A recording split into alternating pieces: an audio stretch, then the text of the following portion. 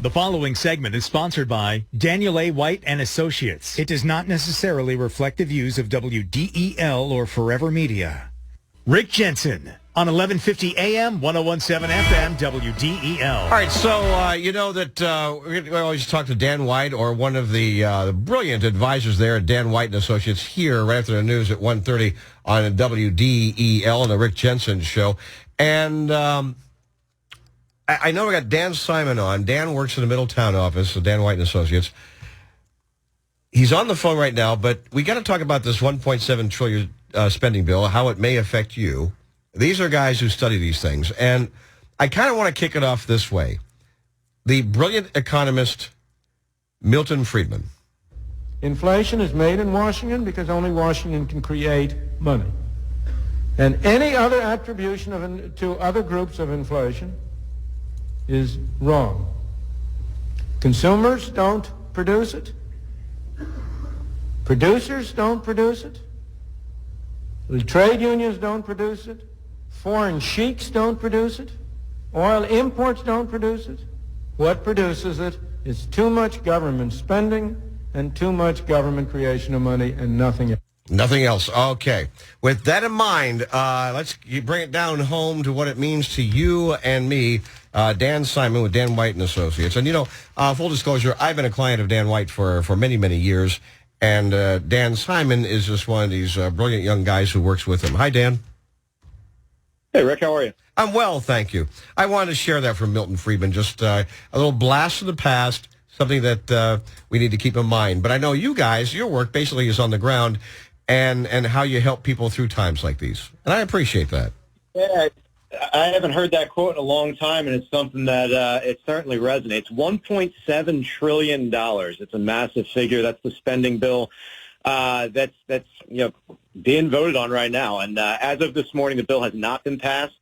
And both Congresses have until Friday, December 23rd, to do so. And it's assumed that if it is passed, President Biden is expected to sign the bill immediately. So massive amount of spending. You know, our concern always is, well, how does that impact the retirement savings plans, the provisions inside those plans? So, you know, nothing's set in stone yet. But some of the things that, you know, they're talking about changing aren't quite as dramatic as the initial Secure Act back in 2000. Secure Act 2.0, Act of 2022 is what they're referring to it as now. But there are some changes, that could potentially be coming down the pipeline.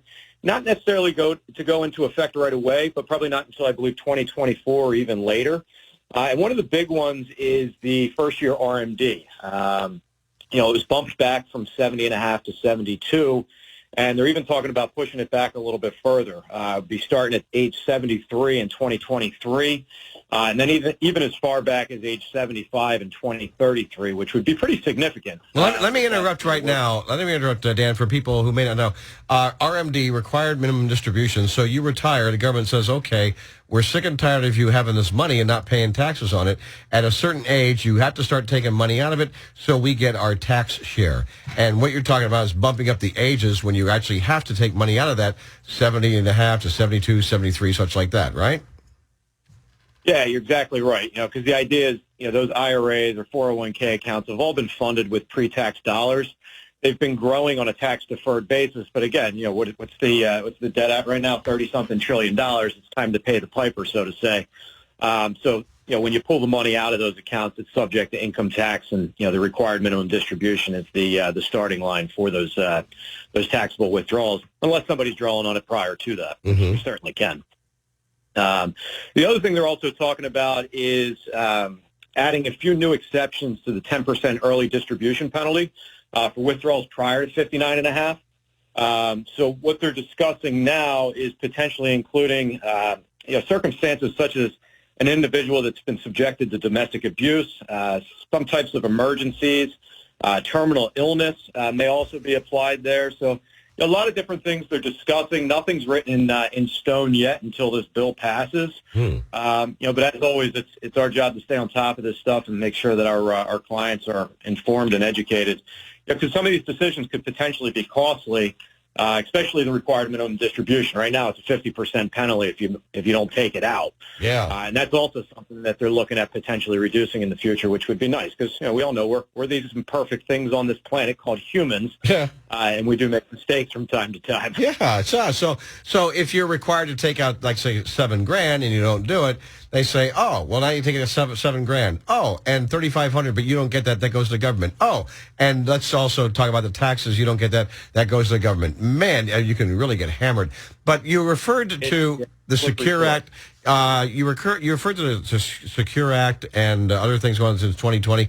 The government has actually said in a couple of these years that you don't have to take money out of an IRA or inherited IRA or things like that.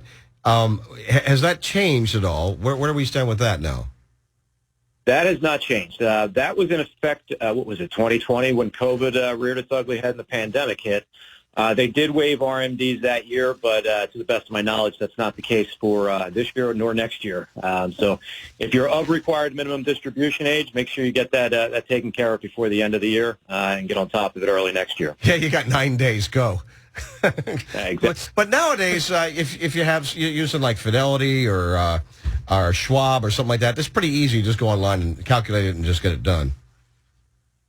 It's typically a very simple process. The issue that I see more often than not is when people have multiple IRAs or multiple 401ks, and they try to consolidate the RMD from one account. That's what can get a little bit complicated. Yeah, because I think you got to take it out of all of them, don't you?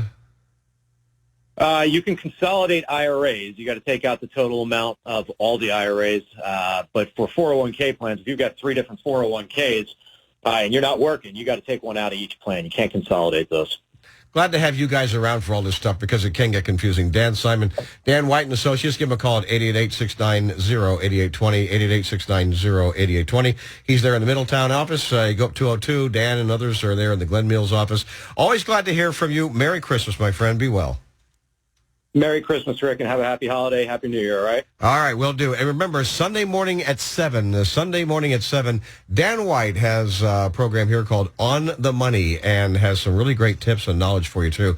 And get yourself a cup of coffee and little betisses Sunday morning at 7 o'clock here on 1150 AM, 101.7 FM, WDEL, streaming live at WDEL.com.